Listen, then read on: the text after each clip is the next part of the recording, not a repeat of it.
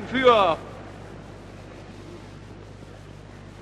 am heutigen Abend ist nicht nur Ihr Volk, sondern ist die ganze Welt Ihr Zuhörer.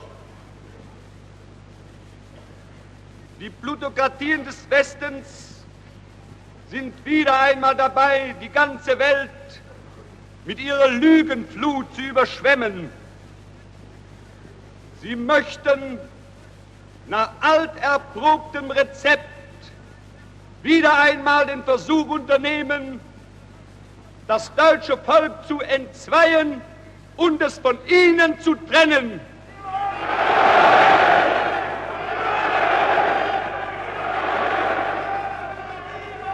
Aber dieses Rezept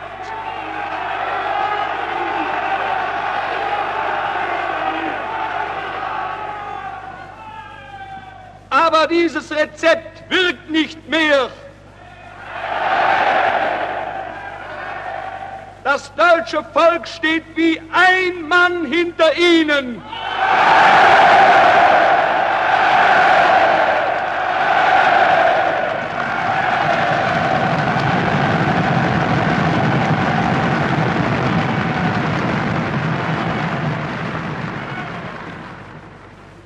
Die deutsche Nation hört nicht mehr auf die Stimmen, die von London oder Paris zu uns herüberdringen. Das deutsche Volk hört heute nur noch auf eine Stimme, und das ist die Ihre.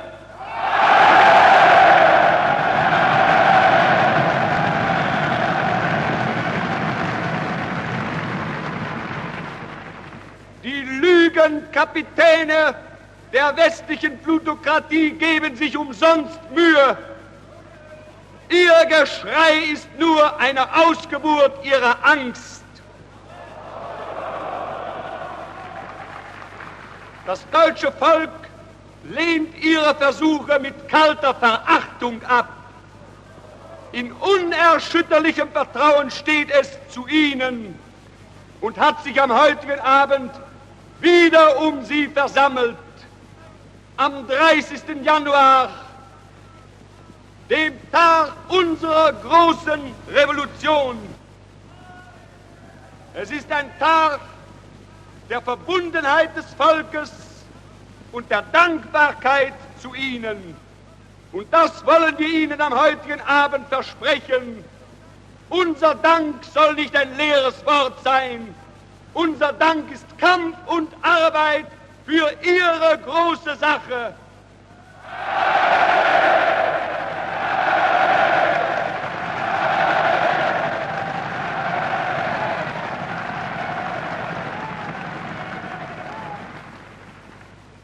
Der Führer spricht.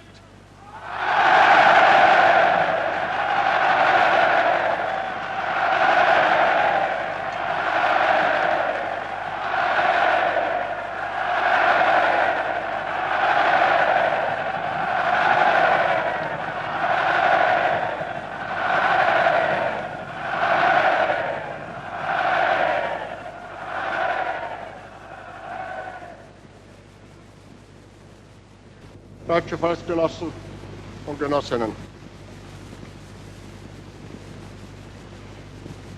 7 Jahre sind eine kurze Zeit. Der Bruchteil eines einzelnen menschlichen normalen Lebens.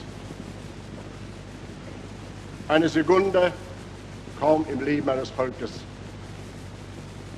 Und doch scheinen die hinter uns liegenden 7 Jahre länger zu sein als viele Jahrzehnte der Vergangenheit. In ihnen ballt sich zusammen ein großes geschichtliches Erlebnis, die Wiederauferstehung einer von der Vernichtung bedrohten Nation. Eine unendlich ereignisreiche Zeit, die wir sie nicht nur erleben, sondern zum Teil gestalten durften. Manches Mal kaum überblickbar zu sein scheint. Wir reden heute sehr oft vom demokratischen Ideal. Das heißt, nicht in Deutschland, sondern in der anderen Welt wird davon geredet. Denn wir in Deutschland haben ja dieses demokratische Ideal einst zur Genüge kennengelernt. Wenn die andere Welt also heute wieder dieses Ideal preist, so können wir darauf zunächst nur erwidern, dass dieses Ideal das deutsche Volk ja mindestens 15 Jahre lang in Reinkultur kennenzulernen Gelegenheit hatte. Und wir selbst haben ja nur das Erbe der Demokratie angetreten. Wir bekommen jetzt wunderbare Kriegsziele vorgesetzt, besonders von englischer Seite. England ist ja in der Proklamation von Kriegszielen erfahren, da es die meisten Kriege der Welt geführt hat. Es sind wunderbare Kriegsziele, die uns heute verkündet werden. Es soll ein neues Europa entstehen. Dieses Europa soll erfüllt sein dann von Gerechtigkeit. Und diese allgemeine Gerechtigkeit macht ja dann auch Rüstungen überflüssig, es soll dann abgerüstet werden. Durch diese Abrüstung soll dann die wirtschaftliche Blüte beginnen. Handel und Wandel sollen dann eintreten. Und zwar hauptsächlich Handel, viel Handel, freier Handel. Und unter diesem Handel, da soll dann die Kultur blühen. Und nicht nur die Kultur, sondern auch die Religion soll dann wieder gedeihen. Mit einem Wort, es soll jetzt endlich das goldene Zeitalter kommen. Dieses goldene Zeitalter ist uns nur leider schon einige Male so ähnlich illustriert worden. Und zwar nicht einmal von vergangenen Generationen, sondern von denselben Leuten, die es heute wieder beschreiben. Es sind ziemlich alte, abgeleierte Platten. Und es können einen die Herren wirklich leid tun, die nicht irgendeinen neuen Gedanken gefunden haben, mittels dem man vielleicht ein großes Volk wieder würde ködern können. Denn das hat man ja im Allgemeinen schon im Jahr 1918 versprochen. Das damalige Kriegsziel der Engländer war ja auch das neue Europa, die neue Gerechtigkeit. Diese neue Gerechtigkeit, die das Selbstbestimmungsrecht der Völker als wesentlichstes Element besitzen sollte. Damals versprach man ja auch schon eine Gerechtigkeit, die das Tragen von Waffen in der Zukunft überflüssig erscheinen lassen würde. Daher auch damals bereits das Programm der Abrüstung, und zwar der Abrüstung aller. Und um diese Abrüstung nun besonders sinnfällig zu machen, sollte diese Abrüstung gekrönt werden durch einen Bund der abgerüsteten Nationen, die ja nun entschlossen sein sollten in der Zukunft, alle ihre Differenzen, dass es noch einige Differenzen geben würde, daran zweifelte man damals wenigstens noch nicht. Aber diese Differenzen sollten nun ja, wie das so üblich ist, unter den Demokratien dann in freier Rede, in Gegenrede und Wechselrede weggeredet werden. Es sollte auf keinen Fall mehr geschossen werden.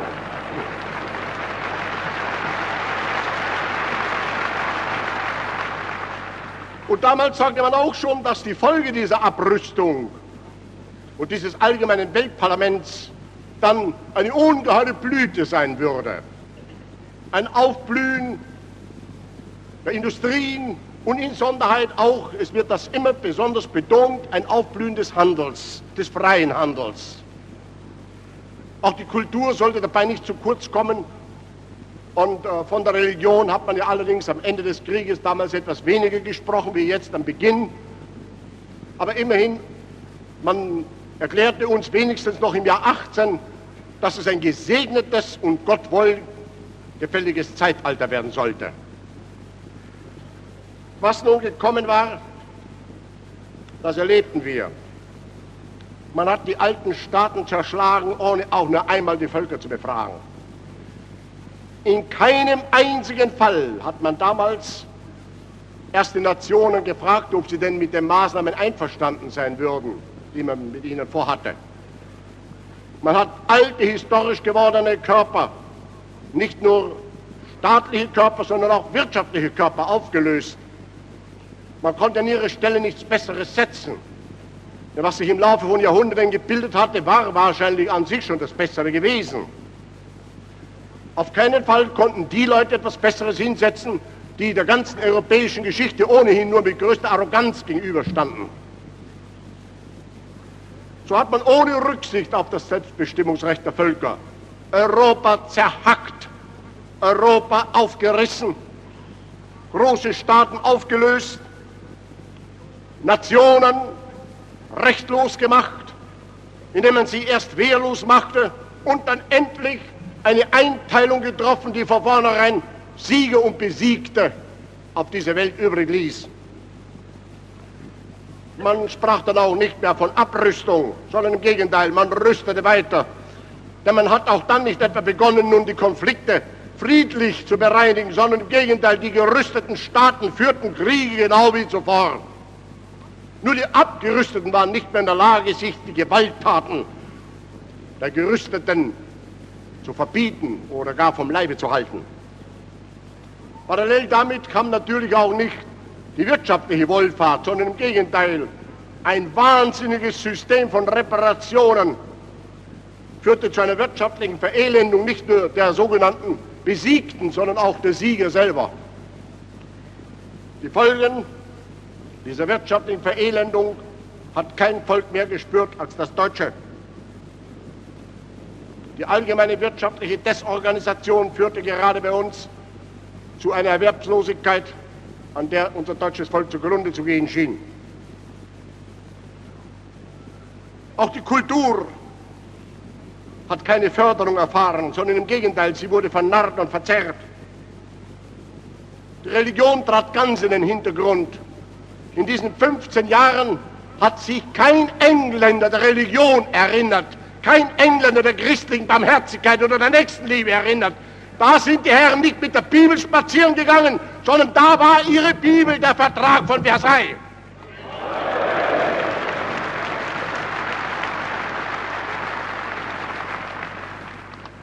Das waren 448 Paragraphen, die alle nur eine Belastung, eine Verpflichtung, eine Verurteilung und eine Erpressung Deutschlands oder an Deutschland darstellten.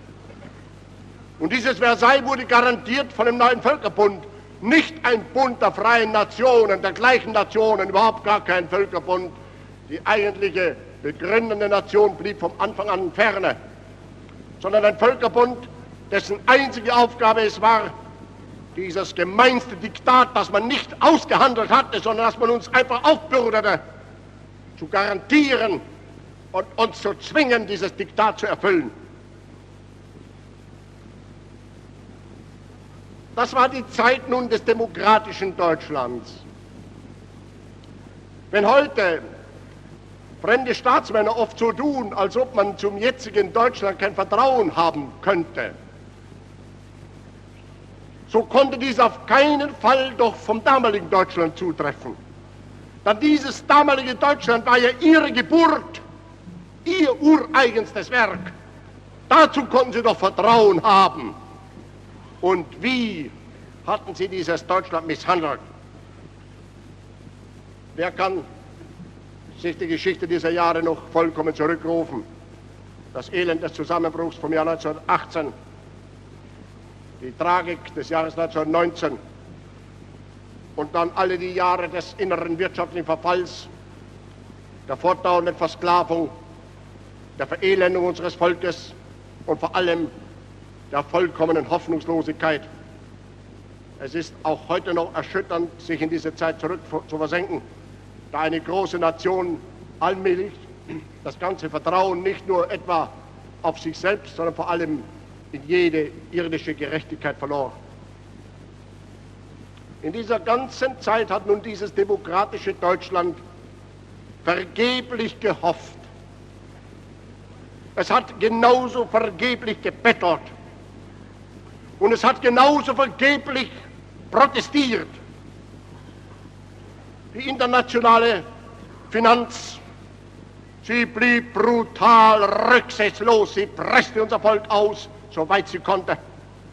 Die Staatsmänner der alliierten Nationen, sie blieben hartherzig.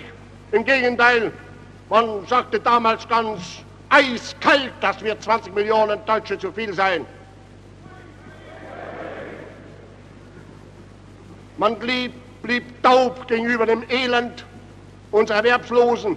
Man kümmerte sich nicht um den Ruin unserer Landwirtschaft oder denn unserer Industrie, auch nicht einmal um den unseres Handels. Wir erinnern uns dieser Verkehrsstille, die damals im Deutschen Reich um sich griff. In dieser Zeit, da alles Hoffen umsonst war, da alles Bitten vergeblich blieb und da alles Protestieren zu keinem Erfolg führte, da entstand die nationalsozialistische Bewegung. Und zwar ausgehend von einer Erkenntnis, nämlich der Erkenntnis, dass man auf dieser Welt nicht hoffen darf und nicht bitten soll und nicht sich zu Protesten herabwürdigen darf, sondern dass man auf dieser Welt in erster Linie sich selbst zu helfen hat.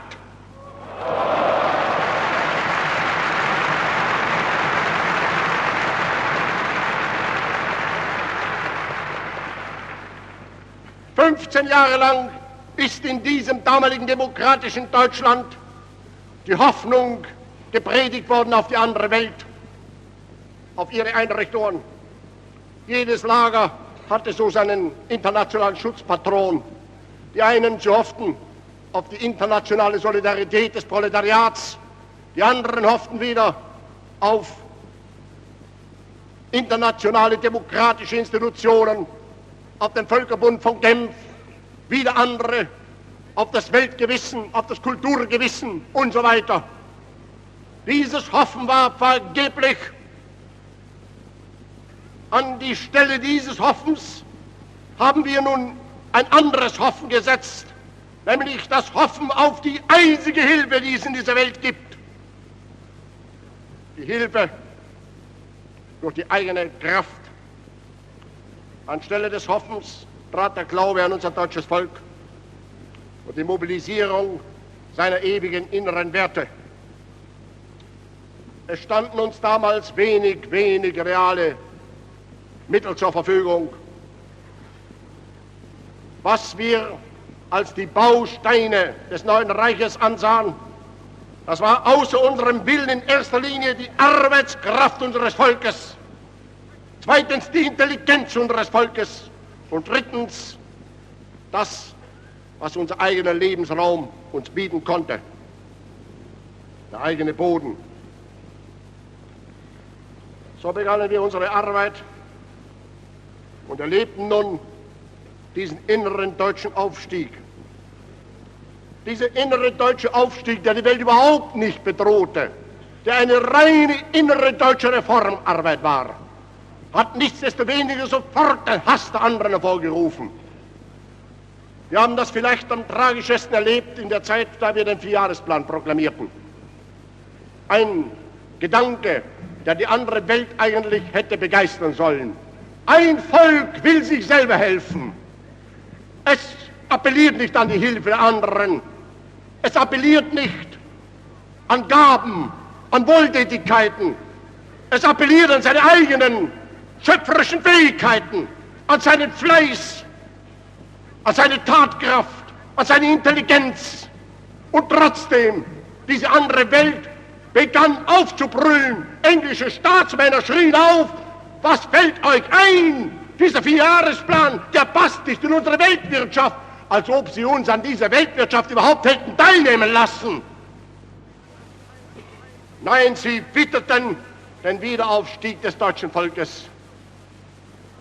Und deshalb, weil wir das voraussahen und weil wir das bemerken, haben wir sofort parallel mit diesem inneren Wiederaufstieg die Mobilisierung der deutschen Kraft vorgenommen. Sie kennen die Jahre 1933, also in dem Jahr, noch in dem wir die Macht übernahmen, sah ich mich veranlasst, den Austritt aus dem Völkerbund zu erklären und die lächerliche Abrüstungskonferenz zu verlassen. Wir konnten vor diesen beiden Foren kein Recht erhalten, trotz jahrelangen Bitten zum Protestierens. 1934 begann die deutsche Aufrüstung im größten Ausmaß. 1935 führte ich die allgemeine Wehrpflicht ein.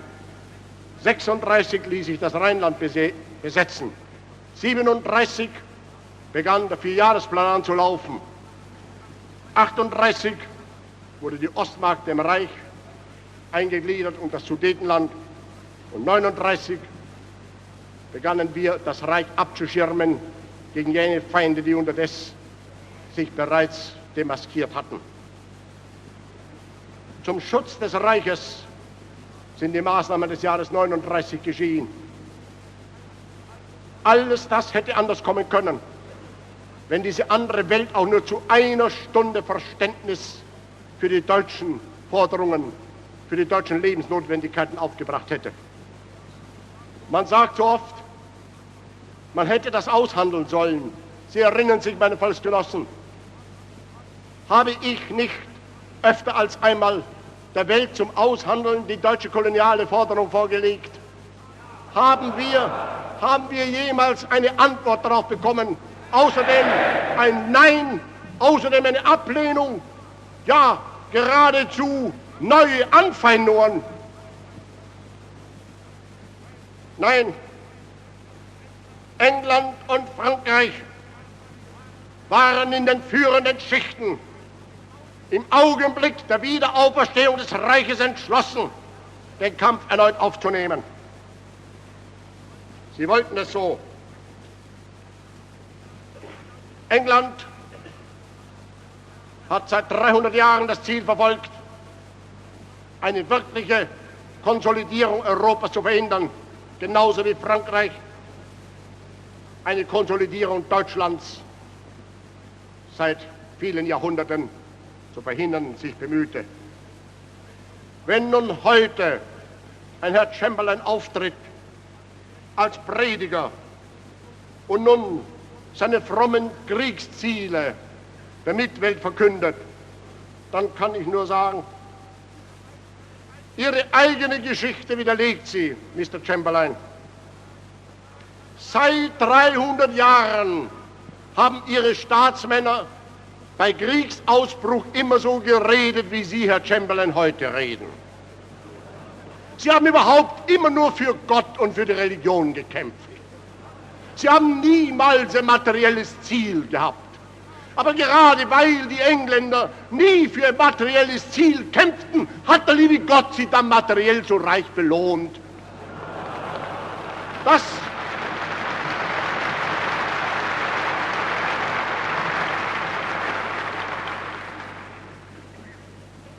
England immer nur als der Streiter der Wahrheit, der Gerechtigkeit, der Vorkämpfer aller Tugenden auftrat, das hat Gott den Engländern nicht vergessen.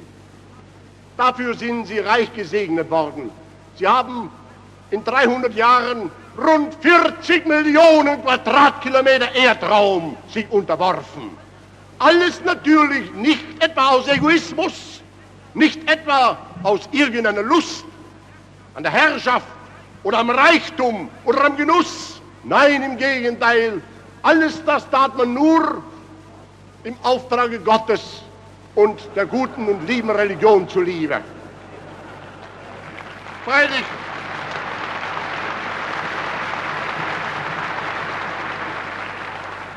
Freilich, England wollte auch nicht einmal allein nur Streiter Gottes sein, sondern es hat immer auch andere dann eingeladen, an diesem edlen Streit teilzunehmen. Es hat nicht sich gerade bemüht, die Hauptlast zu tragen, sondern Für so Gott wohlgefällige Werke, da kann man auch immer Mitkämpfer suchen. Das tun sie auch heute. Und es hat sich das, wie gesagt, für England reich bezahlt gemacht. 40 Millionen Quadratkilometer, und die englische Geschichte ist eine einzige Reihenfolge von Vergewaltigungen, von Erpressungen, von tyrannischen Misshandlungen, von Unterdrückungen, von Ausplünderungen. Es gibt Dinge, die wirklich in keinem anderen Staat und bei keinem anderen Volk denkbar gewesen wären. Man hat für alles Krieg geführt. Man führte Krieg, um seinen Handel zu erweitern. Man führte Krieg, um andere zu veranlassen, dass sie Opium rauchten. Man führte aber auch Krieg, wenn notwendig, um Goldgruben zu gewinnen, um die Herrschaft über Diamantengruben zu bekommen. Es waren immer materielle Ziele, allerdings immer naturgemäß edel und ideal verbrämt. Auch der letzte Krieg, er wurde geführt nur für ideale Ziele. Dass man nebenbei dann doch noch die deutschen Kolonien einsteckte, das hat Gott wieder so gewollt.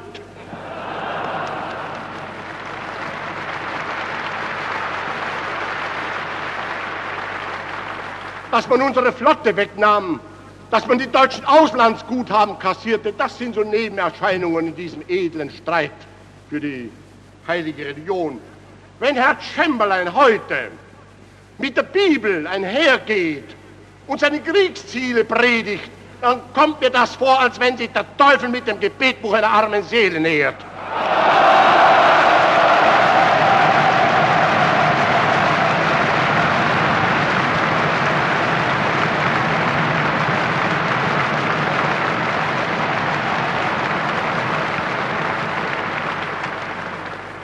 Und dabei ist das jetzt wirklich nicht mehr originell.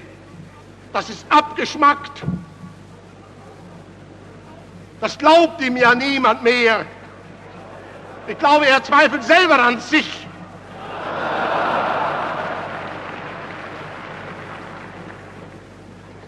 Außerdem, jedes Volk verbrennt sich nur einmal die Finger. Einen Rattenfänger von Hameln sind nur einmal die Kinder nachgelaufen. Und einem Apostel internationaler Völker, Verbrüderung, Verständigung und so weiter, auch nur einmal das deutsche Volk.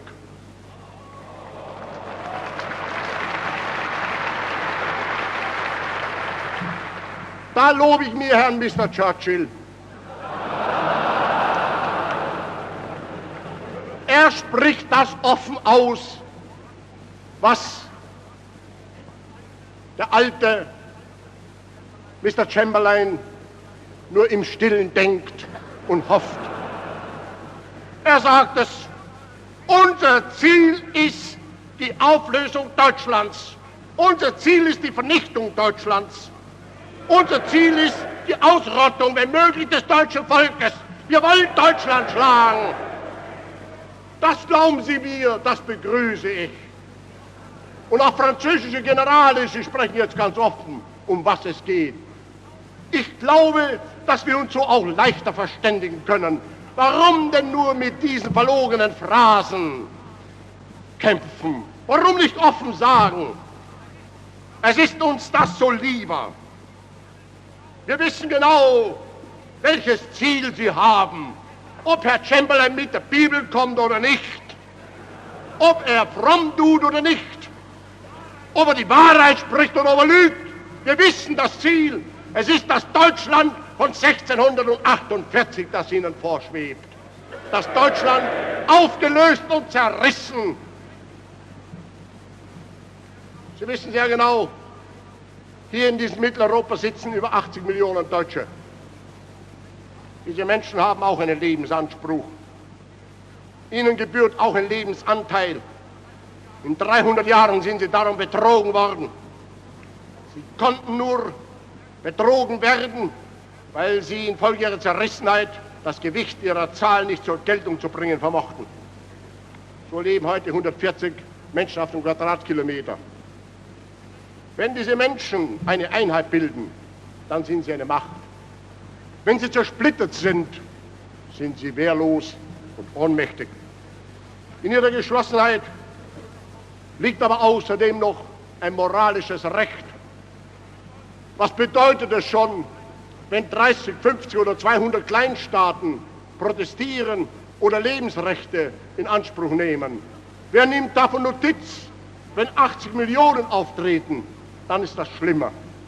Daher die Abneigung gegen die staatliche Bildung Italiens, gegen die staatliche Bildung Deutschlands. Sie möchten am liebsten diese Staaten wieder auflösen in ihre ursächlichen Bestandteile. Vor wenigen Tagen, da schrieb so ein Engländer, das ist es eben, die überstürzte Gründung des Kaiserreichs I. Das war nicht richtig. Freilich, das war nicht richtig. Es war nicht richtig, dass diese 80 Millionen sich zusammenfinden, um ihre Lebensrechte gemeinsam zu vertreten. Es würde ihnen lieber sein, wenn diese Deutschen wieder unter 200 oder 300 oder 400 Fähnchen, wenn möglich unter 200, 300 oder 400 Dynasten kämen. Hinter jedem Dynasten ein paar 100.000, die dann vollkommen mundtot der übrigen Welt gegenüber sind. Dann können wir natürlich als Volk von Dichtern und von Denkern weiterleben, so gut es geht. Der Dichter und der Denker braucht außerdem nicht so viel Nahrung als der Schwerstarbeiter.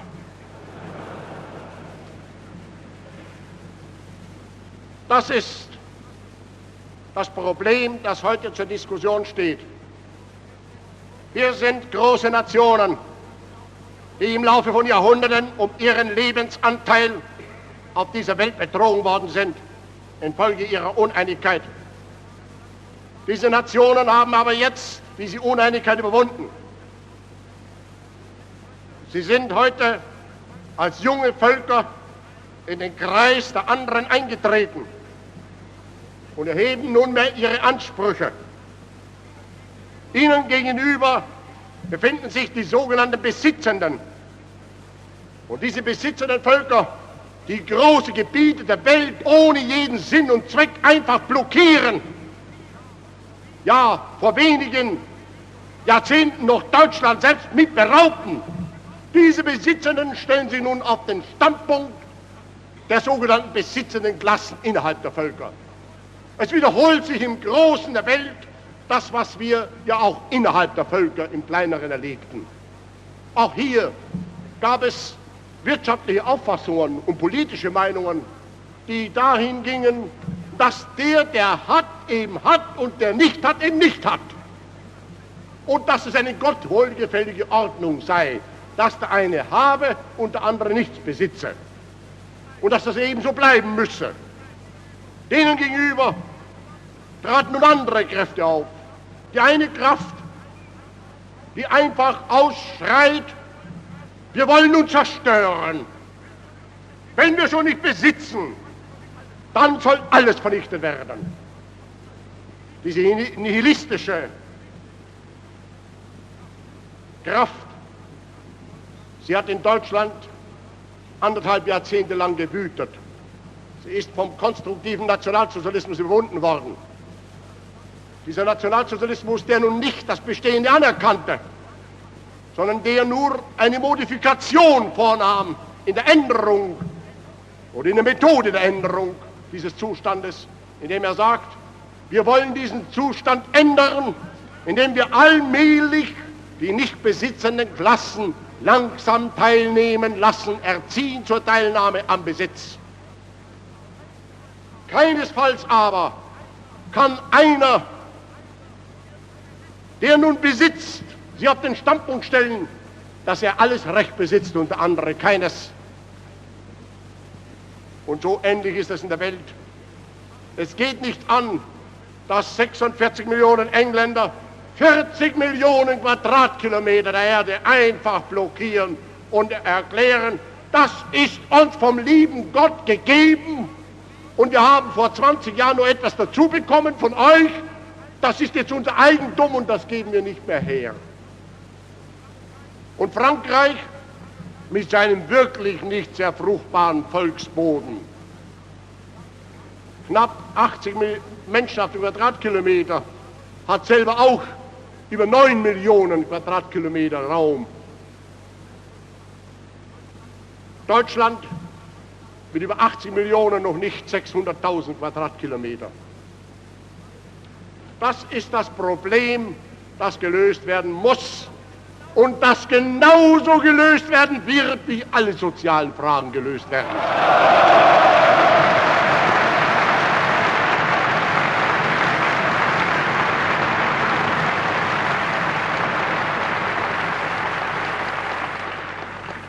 Und wir erleben heute im Großen ja nur das Schauspiel, das wir einst im Inneren, in kleineren Ausmaß auch erlebten. Als der Nationalsozialismus seinen Kampf für die breite Masse unseres Volkes begann, im Interesse der Herstellung einer wirklichen tragbaren Ordnung und einer wirklichen Gemeinschaft der Menschen, da wurde gerade von den damaligen liberalen und demokratischen, also besitzenden Kreisen und ihren Vereinigungen und Parteien versucht, den Nationalsozialismus zu zerschlagen, die Partei aufzulösen. Es war ihr ewiger Schrei, man muss sie verbieten, auflösen muss man sie. Man sah in der Auflösung, im Verbot der Bewegung, sah man die Vernichtung der Kraft, die vielleicht eine Änderung des bestehenden Zustandes hätte herbeiführen können. Der Nationalsozialismus ist mit diesem Wunsch fertig geworden. Er ist geblieben und er hat seine Neuordnung in Deutschland durchgeführt. Heute schreit diese besitzende andere Welt, man muss Deutschland auflösen. Man muss diese 80 Millionen Menschen atomisieren. Man darf sie nicht in einem staatlichen, geschlossenen Gebilde lassen. Dann nimmt man ihnen die Kraft, ihre Forderungen durchzusetzen. Das ist das Ziel, das sich England und Frankreich heute gesetzt haben. Demgegenüber ist unsere Antwort die gleiche, wie wir sie unseren inneren Gegnern einst gegeben hatten. Sie wissen, meine alten Parteigenossen, dass uns der Sieg im Jahre 1933 nicht geschenkt worden war. Es ist ein Kampf sondergleichen gewesen, der fast 15 Jahre lang geführt werden musste. Ein dabei fast aussichtsloser Kampf. Denn Sie müssen sich vorstellen, meine Parteigenossen, dass wir ja nicht etwa, sagen wir von der Vorsehung plötzlich, eine große Bewegung erhalten hatten. Mit einer Handvoll Menschen ist das gegründet worden. Und diese Menschen mussten sich mühselig ihre Position erst sichern und dann erweitern. Aus einer Handvoll Menschen sind 100 und dann 1000 und dann 10.000 und 100.000 und endlich ist die erste Million aus ihnen geworden. Und dann wurde eine zweite Million daraus und eine dritte und eine vierte. So sind wir in einem dauernden Krieg gegen 1000 Widerstände und Angriffe und Vergewaltigungen und Rechtsbrüche sind wir gewachsen und sind in diesem Kampf allerdings auch stark geworden, innerlich stark. So ist in diesen 15 Jahren die Macht übernommen worden, nicht als ein Geschenk des Himmels, einem gegenüber, der es nicht verdiente, sondern als die Belohnung eines einmaligen tapferen Ringens, eines tapferen Ausharrens im Kampf um die Macht. Und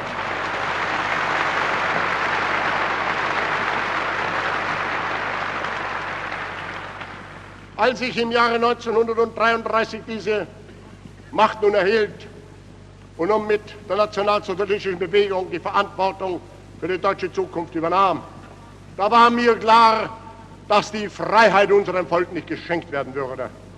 Da war mir weiter klar, dass nun der Kampf nicht seinen Abschluss gefunden hat, sondern dass er nun in einem größeren Ausmaß erst recht beginnt. Denn vor uns stand ja nicht der Sieg der nationalsozialistischen Bewegung, sondern die Befreiung unseres deutschen Volkes. Das war das Ziel.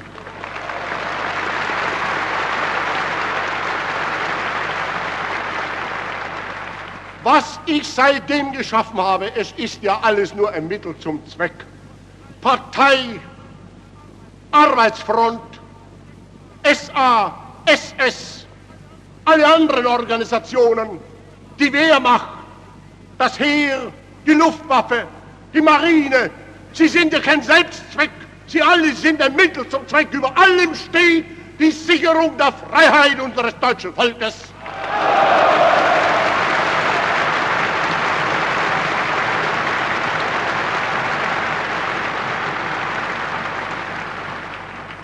Ich habe natürlich genauso wie im Inneren versucht, durch Überredung, durch Verhandeln, durch den Appell an die Vernunft, die notwendigen, unabdingbaren Forderungen durchzusetzen. Es ist mir auf einigen Gebieten und einige Male gelungen. Allein schon im Jahr 1938 musste man erkennen, dass bei den gegnerischen Staaten die alten Hetzer des Weltkriegs wieder die Überhand gewannen. Ich habe damals schon zu warnen angefangen. Denn was soll man denken, wenn man sich erst in München zusammensetzt und ein Abkommen abschließt, nach London zurückkehrt und dort sofort dann zu hetzen anfängt, dieses Abkommen als eine Schande bezeichnet, ja, versichert, dass sich ein zweites Mal so etwas nicht mehr wiederholen darf. Mit anderen Worten, dass eine freiwillige Verständigung überhaupt nicht mehr denkbar sein soll für die Zukunft. Damals sind in den sogenannten Demokratien die Außenseiter aufgetreten. Ich habe damals sofort davor gewarnt. Denn es ist ja klar, das deutsche Volk empfand keinen Hass, weder gegen Engländer noch gegen Franzosen.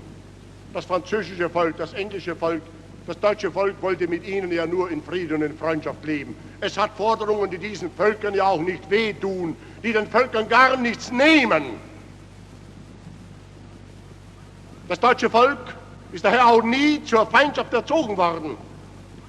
Da begann man in England nun von gewissen Kreisen aus mit dieser impertinenten, unerträglichen Hetze.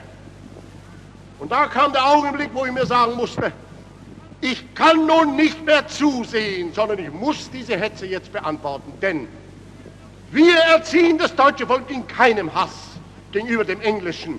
Wir erziehen es in keinen Hass gegenüber dem Französischen. Während in England und in Frankreich die Hetzer Tag für Tag in der Presse und in den Versammlungen das britische und das französische Volk in Weißglut bringen gegenüber dem Deutschen. Eines Tages werden die Hetzer die Regierung sein, dann werden sie ihre Pläne verwirklichen und das deutsche Volk wird überhaupt nicht wissen, wieso das nun kommt. So gab ich den Befehl, nunmehr das deutsche Volk über diese Hetze aufzuklären. Aber ich war von diesem Augenblick an auch entschlossen, wenn notwendig, die Verteidigung des Reiches so oder so sicherzustellen. 1939 haben nun diese Westmächte die Maske fallen lassen. Sie haben Deutschland die Kriegserklärungen geschickt. Trotz all unserer Versuche, trotz unserem Entgegenkommen. Sie geben es heute ganz ungeniert selber zu. Jawohl, Polen hätte wahrscheinlich eingewilligt, aber das wollten wir nicht. Sie geben es heute zu, dass es möglich gewesen wäre, leicht eine Verständigung herbeizuführen. Aber sie wollten das nicht. Sie wollten den Krieg. Guten! Das haben mir einst meine inneren Gegner auch gesagt. Ich habe ihnen auch so oft die Hand gegeben. Sie haben sie zurückgestoßen. Sie schrien auch, nein, nicht Versöhnung, nicht Verständigung, sondern Kampf. Gut, sie haben den Kampf bekommen. Und ich kann Frankreich und England nur sagen, auch sie werden den Kampf bekommen.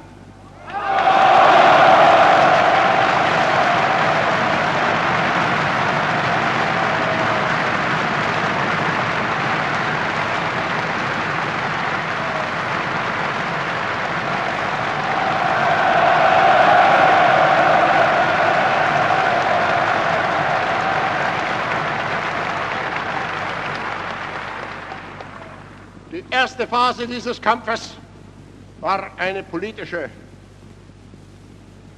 Aktion. Durch sie wurde uns zunächst der Rücken politisch freigemacht.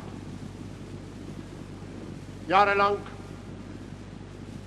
hat Deutschland mit Italien eine gemeinsame Politik betrieben. Diese Politik hat sich bis heute nicht geändert. Die beiden Staaten sind eng befreundet. Ihre gemeinsamen Interessen sind auf den gleichen Nenner zu bringen. Im vergangenen Jahr habe ich nun versucht, England die Möglichkeit zu nehmen, den beabsichtigten Krieg in einen allgemeinen Weltkrieg ausarten zu lassen.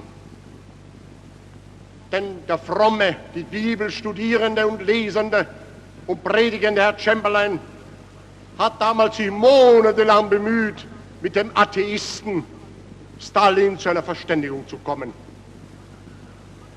zu einem Bund zu kommen. Das ist damals nicht gelungen. Ich verstehe, dass man in England heute wild ist darüber, dass ich nun das getan habe, was Herr Chamberlain versucht hatte zu tun.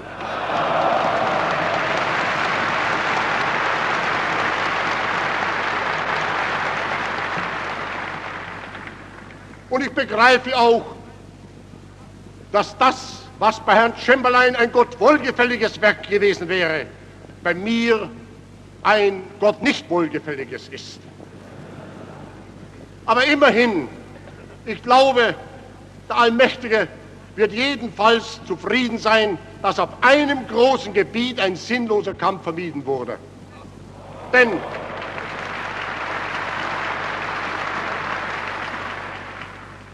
durch Jahrhunderte haben Deutschland und Russland in Freundschaft und in Frieden nebeneinander gelebt. Warum soll das in der Zukunft nicht wieder so möglich sein? Ich glaube, es wird möglich sein, weil die beiden Völker das wünschen.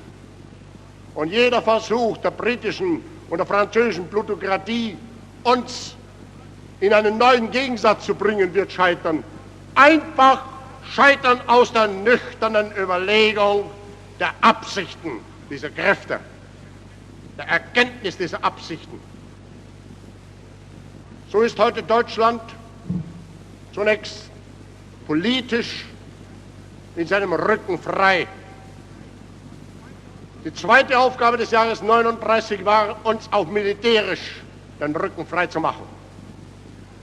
Die Hoffnung der englischen Kriegssachverständigen, der Kampf gegen Polen würde unter keinen Umständen vor einem halben bis einem Jahr entschieden sein, wurde durch die Kraft unserer Wehrmacht zunichte gemacht.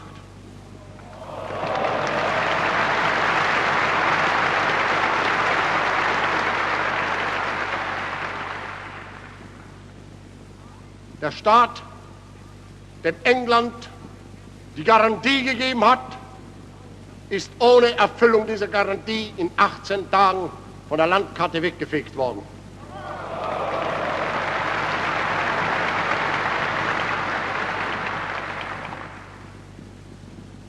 Damit ist die erste Phase dieses Kampfes beendet. Und die zweite beginnt. Herr Churchill brennt schon auf diese zweite Phase. Er lässt durch seine Mittelsmänner, und er tut es auch persönlich, die Hoffnung ausdrücken, dass nun endlich bald der Kampf mit den Bomben beginnen möge. Und sie schreiben schon, dass dieser Kampf natürlich auch nicht vor Frauen und Kindern Halt machen wird. Wo denn? Wann hat jemals England vor Frauen und Kindern Halt gemacht? Der ganze Blockadekrieg ist überhaupt nur ein Krieg gegen Frauen und gegen Kinder. Der Krieg gegen die Buren war ein Krieg gegen Frauen und Kinder. Damals wurde das Konzentrationslager erfunden. In einem englischen Gehirn ist diese Idee geboren worden. Wir haben nur im Lexikon nachgelesen und haben das dann später kopiert. Nur mit einem Unterschied. England hat Frauen und Kinder in diese Lager gesperrt. Und über 20.000 Burenfrauen sind damals jämmerlich zugrunde gegangen. Warum soll also England heute anders kämpfen? Das haben wir vorhergesehen und haben uns darauf vorbereitet.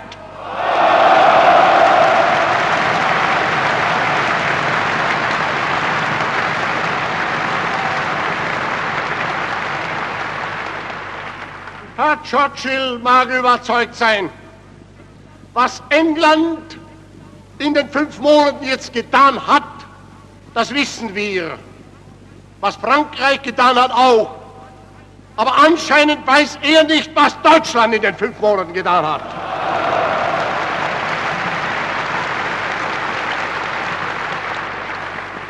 Die Herren sind wohl der Meinung, dass wir in den letzten 5 Monaten geschlafen haben. Seit ich in die politische Arena trat, habe ich noch nicht einen einzigen Tag von wesentlicher Bedeutung verschlafen, geschweige denn 5 Monate.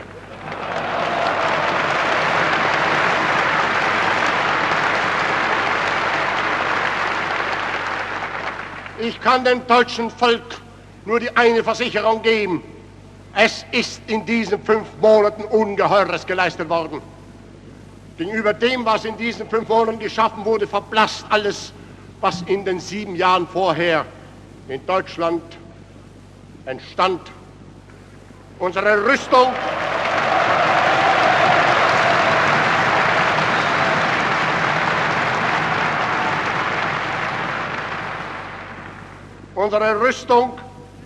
ist jetzt zu dem planmäßigen Anlauf gekommen.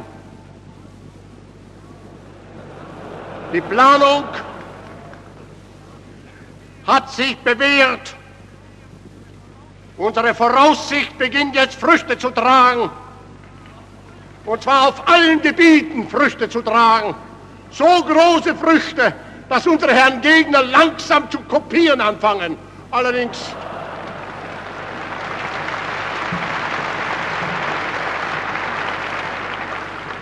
es sind nur sehr kleine Kopisten.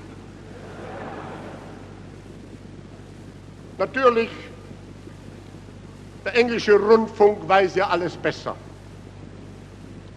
Wenn wir nach dem englischen Rundfunk gehen, dann müsste eigentlich in England heute keine Sonne mehr scheinen können.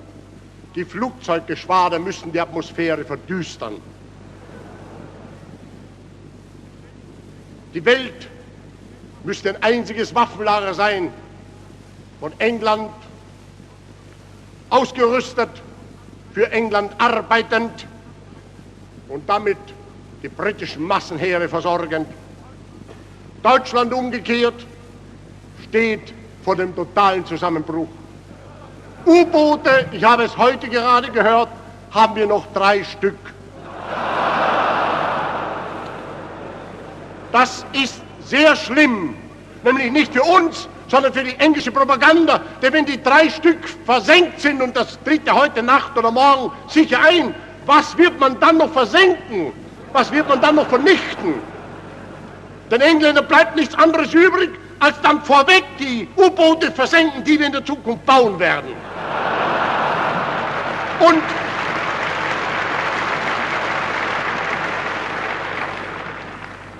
sie werden dann zu einer U-Bootsauferstehungstheorie kommen müssen.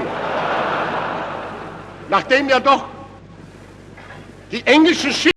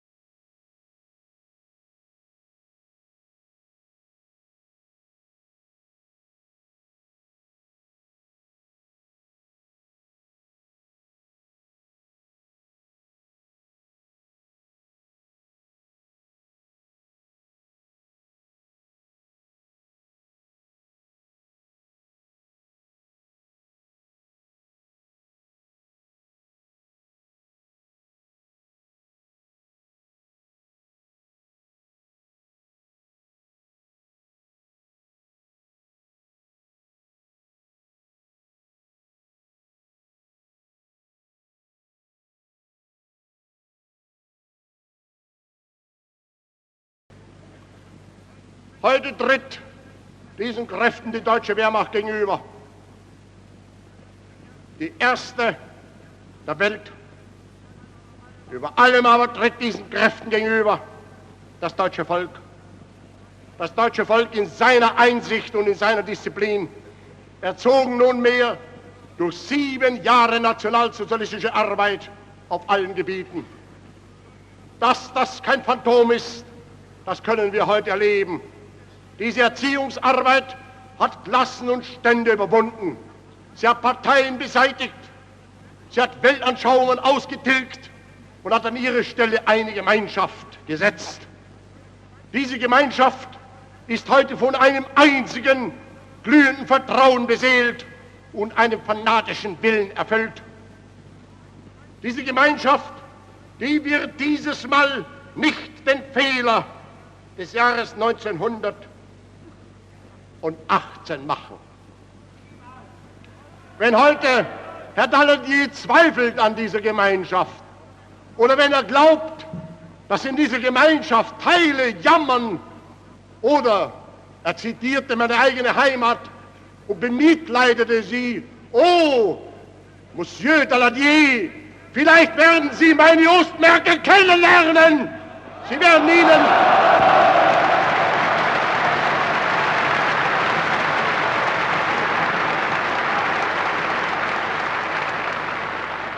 Sie werden Ihnen ja die Aufklärung persönlich geben. Sie werden mit diesen Divisionen und Regimentern ja genauso Bekanntschaft machen wie mit den anderen Deutschen. Und sie werden dann von einem Wahnsinn geheilt werden, nämlich von dem Wahnsinn zu glauben, dass ihnen noch deutsche Stämme gegenübertreten. Herr Daladier, ihnen tritt das deutsche Volk gegenüber.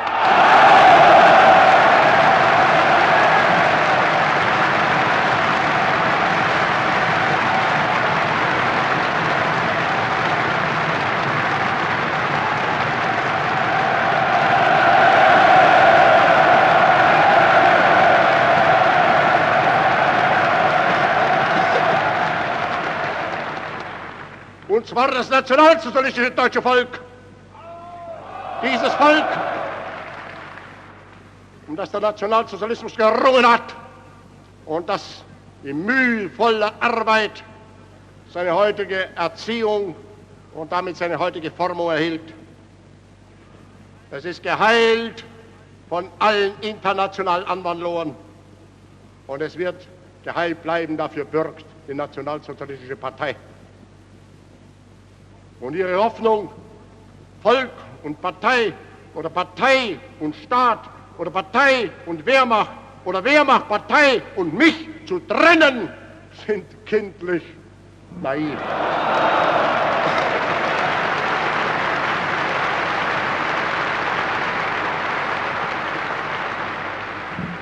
Und das ist die Hoffnung, von der meine Gegner einst schon 15 Jahre gelebt hatten.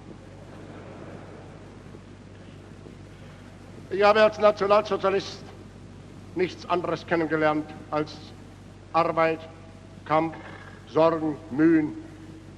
Ich glaube, unserer Generation hat die Vorsehung nichts anderes bestimmt. Wir wollen deshalb uns dieser Vorsehung gegenüber nicht undankbar benehmen. Im Gegenteil, wir haben hier eine Warnung. Einst vor 25 Jahren zog das deutsche Volk in einen Kampf, der ihm damals aufgenötigt worden war. Es war nicht gut gerüstet. Frankreich hatte seine Volkskraft ganz anders ausgewertet als das damalige Deutschland. Russland war damals der gewaltige Gegner. Eine ganze andere Welt konnte allmählich gegen dieses Deutschland mobilisiert werden. Da zog es in den Kampf und hat nun Wunder an Heldentaten verübt. Und die Vorsehung hat unser Volk gehalten. Das Jahr 14, es befreite die deutsche Heimat von der Gefahr feindlicher Einbrüche. Im Jahr 15 wurde die Stellung des Reiches verbessert. 16, 17, Jahr für Jahr, Kampf um Kampf. Manches Mal schien alles schon zusammenzubrechen, und wieder ein Wunder wurde das Reich immer wieder gerettet. Deutschland hat staunenswerte Proben seiner Kraft gegeben. Es war ersichtlich von der Vorsehung gesegnet worden. Da wurde das deutsche Volk undankbar. Da begann es, statt im Vertrauen auf seine eigene Zukunft und damit auf seine eigene Kraft zu blicken, begann es zu vertrauen auf die Versprechungen anderer. Und endlich hat es in seiner Undankbarkeit sich gegen das eigene Reich, gegen die eigene Führung empört, und da wendete sich dann die Vorsehung vom deutschen Volk ab. Ich habe damals diese Katastrophe nicht als etwas Unverdientes angesehen. Ich habe niemals es beklagt, dass die Vorsehung uns etwa Unrecht getan hätte. Ich habe im Gegenteil immer die Auffassung vertreten, wir haben nur das von der Vorsehung quittiert bekommen, was wir letzten Endes selbst uns verdient hatten. Die deutsche Nation ist undankbar gewesen, und sie hat demgemäß den letzten Lohn damals versagt erhalten. Ein zweites Mal wird sich das in unserer Geschichte nicht mehr wiederholen. Die nationalsozialistische Bewegung hat diese Bewährung selbst schon abgelegt. In den 15 Jahren ihres Kampfes, da gab es keineswegs immer nur glänzende Tage, wunderbare Siege. Das gab oft sorgenvollste Zeiten. Da jubelten oft schon die Gegner über unsere Vernichtung. Da hat die Bewegung sich aber bewährt, gläubigen und starken Herzens, immer wieder im Vertrauen auf die Notwendigkeit unseres Kampfes sich aufgerafft und erneut dem Gegner die Stirne geboten und am Ende diesen Gegner besiegt. Das ist heute nun die Aufgabe der deutschen Nation. 80 Millionen treten nunmehr in die Schranken. Ihnen gegenüber stehen genauso viele Gegner. Diese 18 Millionen haben heute eine hervorragende innere Organisation, die beste, die es geben kann. Sie haben einen starken Glauben und sie haben nicht die schlechteste Führung, sondern, wie ich überzeugt bin, mit die beste.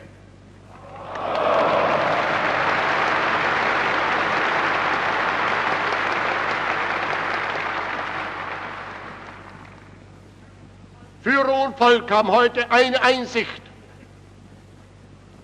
dass es keine Verständigung gibt ohne eine klare Durchsetzung unseres Rechtes. Und dass wir nicht wollen, dass vielleicht in 2 oder 3 oder 5 Jahren der Streit von Neuem brennt um unsere Rechte. Dass aber hier das Recht von 80 Millionen zur Diskussion steht, nicht eine Partei oder eine Bewegung. Denn was bin ich endlich? Ich bin nicht deutsches Volk als dein Sprecher. Ich bin als der Vertreter deines Rechts.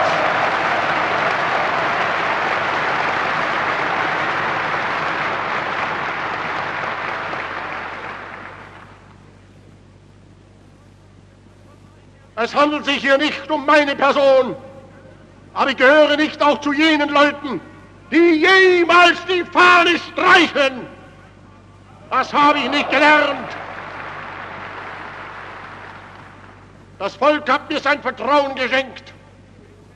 Ich werde mich dieses Vertrauens würdig erweisen und will dabei nicht den Blick auf mich selbst oder meine Umwelt, sondern will den Blick auf die Vergangenheit und in die Zukunft wenden. Ich möchte vor der Vergangenheit und vor der Zukunft in Ehren bestehen. Und mit mir soll in Ehren bestehen das deutsche Volk. Die heutige Generation, sie trägt Deutschlands Schicksal, Deutschlands Zukunft oder Deutschlands Untergang. Und unsere Gegner, sie schreien es heute raus, Deutschland soll untergehen. Und Deutschland kann ihnen nur eine Antwort geben. Deutschland wird leben und Deutschland wird deshalb siegen.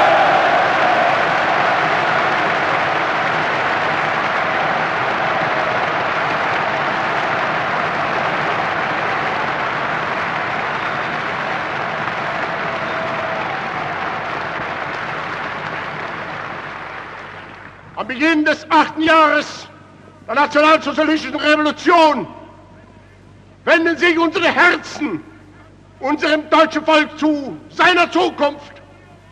Ihr wollen wir dienen, für sie wollen wir kämpfen, wenn notwendig fallen, niemals kapitulieren. Deutschland, Sieg heil!